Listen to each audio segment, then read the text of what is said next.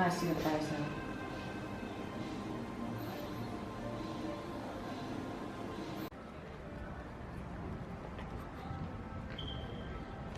Welcome back to Exotic Wine Travel. I am your host, Matthew Horkey.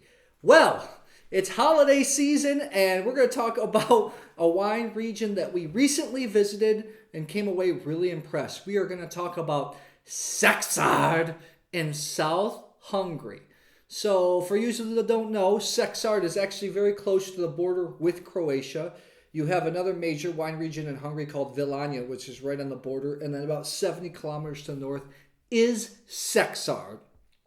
We visited there for just a few days, thanks to our friends from Parashka Koltai from Wine Amore Travel and Daniel Urche from Wine Sofa for setting up with these visits. Just to let you know, the video has not been paid for in any way, shape, or form, but they did help us arrange visits with the producers and accommodation. Okay, so let's get into that. What do you need to know about this region? First of all, Sexard is known for making spicy red wines.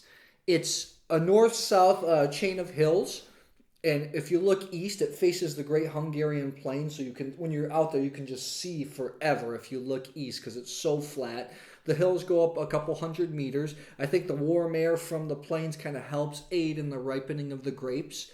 The best vineyards are small vineyards tucked in the hills, of course, south or southwest facing. And we visited 4 producers while we were there in Sexard.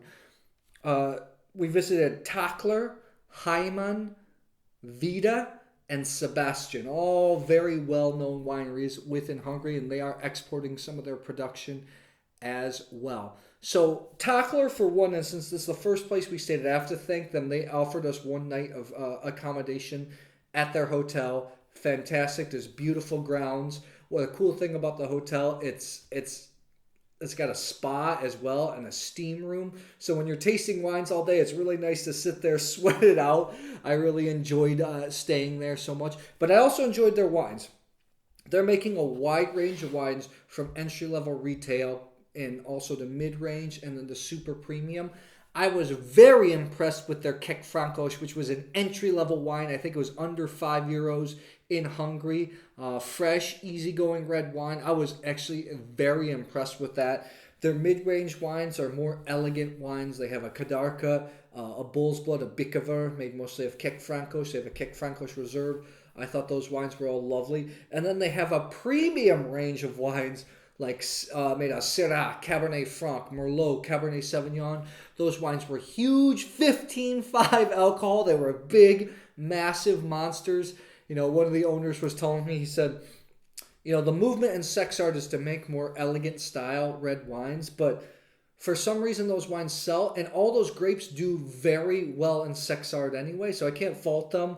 They were still big, huge, delicious wines that need a few years of cellaring to calm down.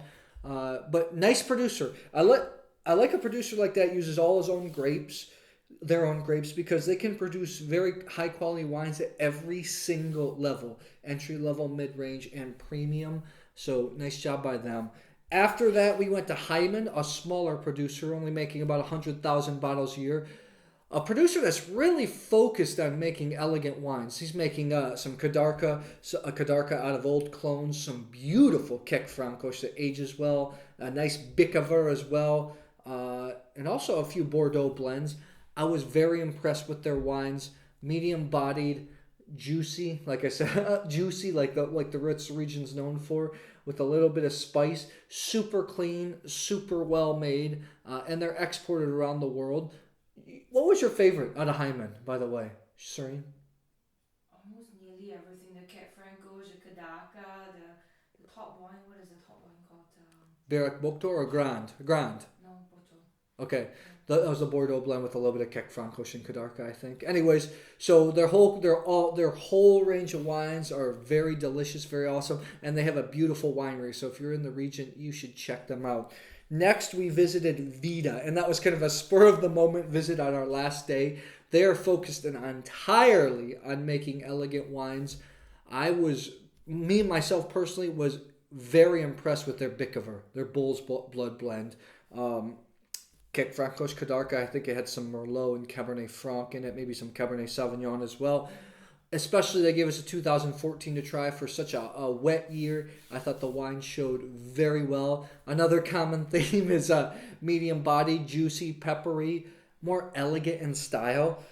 We also visited a small winery called Sebastian. Actually, I'm sorry, we didn't visit. We had to buy some of their wines. We tried to visit, but we didn't get a chance to visit them.